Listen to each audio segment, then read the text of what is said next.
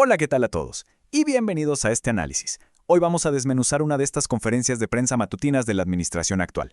Y es que tocaron de todo, desde políticas públicas súper específicas hasta toda una visión histórica del país. Nuestro objetivo aquí es destilar estas casi 2 horas de información para entender el corazón de estas políticas y la ideología que las sostiene.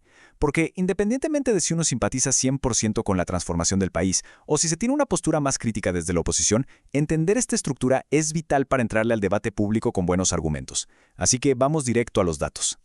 Nuestra agenda de hoy es súper clara. 1. Expansión del sistema de becas. 2. El filtro electoral anticrimen. 3. Soberanía y la relación bilateral. 4. Los 2 proyectos de nación. Y 5. Cerramos con un homenaje a Elena Poniatowska. ¡Arrancamos! Punto número 1. Expansión del sistema de becas, una inversión educativa exponencial. Para empezar a aterrizar esto, la política interna de la administración se apoya muchísimo en datos duros sobre cómo se han expandido las becas estudiantiles a nivel nacional, sobre todo ahora integrando la de nivel primaria. Imagínense este brinco histórico. Es pasar de los programas súper focalizados que veíamos en el pasado a buscar un enfoque de bienestar universal. Fíjense en los números. En el año 2000, teníamos unos 2.8 millones de estudiantes con este apoyo. Para finales del 2018, la cifra ya iba en 8.5 millones. Pero ojo aquí, la proyección oficial para el cierre del segundo año de esta administración, para ahí de 2026, apunta a una meta gigantesca: 22 millones de estudiantes becados en todo el sistema. Es un salto brutal. O sea, si lo ponemos en porcentajes, el punto clave es este número enorme, un 710.5%. Ese es el crecimiento que reporta la administración en el número de beneficiarios desde el año 2000 hasta el día de hoy. Es una declaración absolutamente contundente de dónde está poniendo el Estado sus recursos y prioridades. Y bueno, siguiendo con el tema financiero, resulta súper interesante ver cómo los datos rastrean objetivamente esta evolución del dinero estatal invertido en educación en las distintas eras políticas. Para que se den una idea de la escala, pasamos de 4.000 millones de pesos con Progresa a 16.5 mil millones con Oportunidades, luego a 40.6 mil millones bajo Prospera, hasta llegar a un presupuesto proyectado de, escuchen esto, 178.2 mil millones de pesos para el sistema actual en 2026. Literalmente es una inversión financiera exponencial que refleja el corazón de la política interna actual. Pasamos al punto 2. Filtro electoral anticrimen, o cómo proteger las boletas del 2027.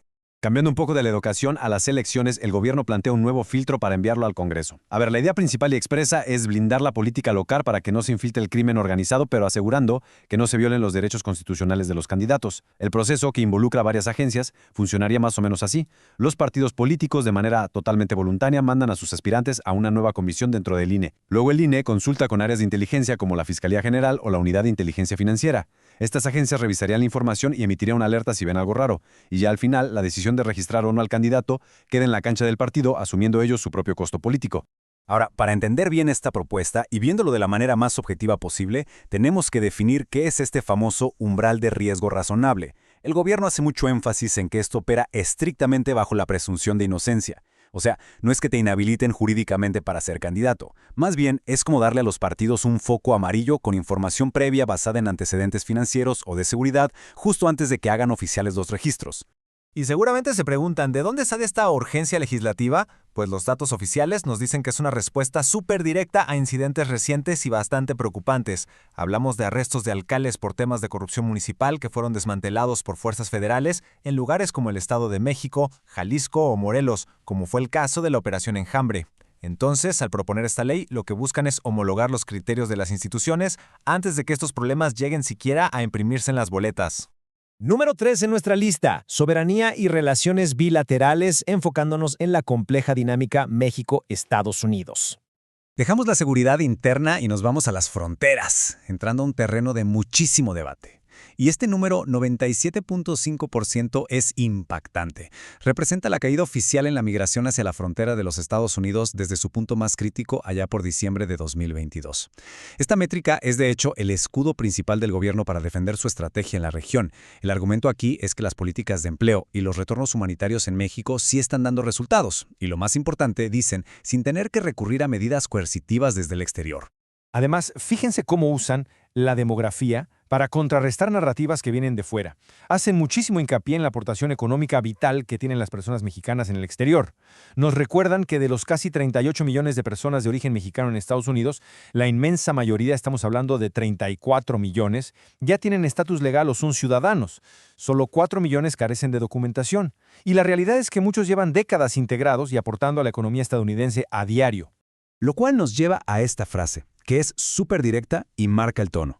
No queremos ser piñata de nadie, no queremos que nos usen para su elección y tampoco queremos que se metan en la nuestra. Esta cita ancla la postura tan firme que tiene el Ejecutivo sobre temas sumamente delicados, como las solicitudes de extradición o las operaciones de inteligencia extranjeras en el país. Básicamente, es un llamado fuerte a tener cooperación, pero rechazando la subordinación, sobre todo en épocas donde el país vecino anda en tensiones electorales. Así que las reglas del juego oficiales para cooperar en seguridad internacional quedan estrictamente definidas por estos principios de soberanía nacional que el gobierno considera no negociables. El mensaje es bastante claro.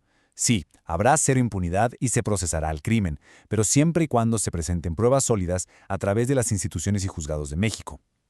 Lo que rechazan de tajo es que agencias de otros países anden operando o tomando decisiones de forma unilateral en territorio nacional. Llegamos al punto 4. 2 proyectos de nación, el núcleo ideológico.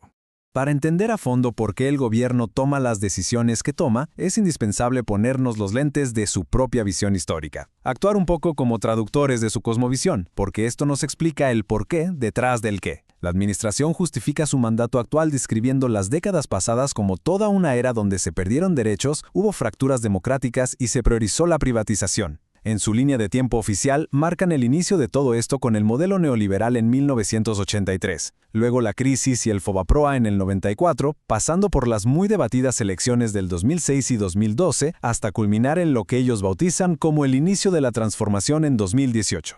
Y esta comparación directa es súper ilustrativa porque pone en el centro las filosofías políticas que hoy en día tienen al país en pleno debate. Por un lado, describen al modelo previo como una economía vertical enfocada en privatizar, concentrar la riqueza y subordinarse a potencias extranjeras. En contraste total, presentan su filosofía del humanismo mexicano, que pone todo el foco en la soberanía, en los programas sociales, en reducir la pobreza y en armar la economía desde la base popular. Entender este contraste es una herramienta fundamental para comprender a ambas partes, tanto al gobierno como a la oposición. Y bueno, según la presentación oficial, este cambio de timón hacia el nuevo modelo económico ha traído resultados internos bien específicos y medibles. Y algo que recalcan mucho es que afirman haberlo logrado sin aumentar la deuda del país.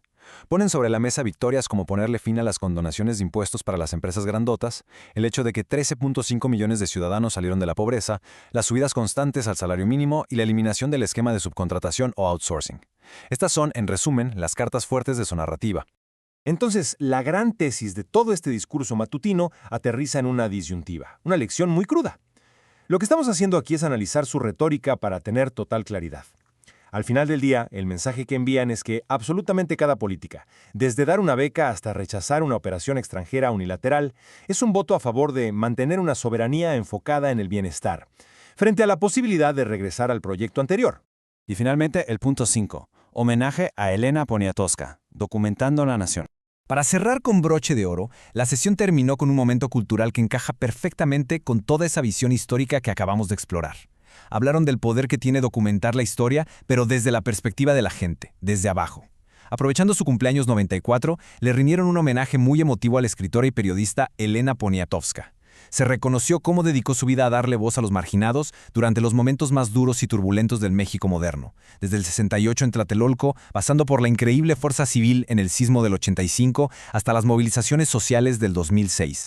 Y así cerramos este análisis. Porque a medida que desmenuzamos todo esto surge una reflexión bien interesante. Ya sea que estemos hablando de millones de pesos en becas, de filtros para candidatos o de las reglas con Estados Unidos, todo, absolutamente todo, se reduce a cómo se conectan la historia, las políticas y la soberanía para definir el rumbo del país. Comprender todas estas visiones opuestas es la clave para tener un pensamiento crítico real frente a lo que pasa en México. Así que les dejo esta pregunta para llevársela de tarea. Cuando un país voltea a ver su pasado tan complejo y trata de dibujar su futuro, a fin de cuentas, ¿quién escribe la narrativa? Muchísimas gracias por acompañarnos.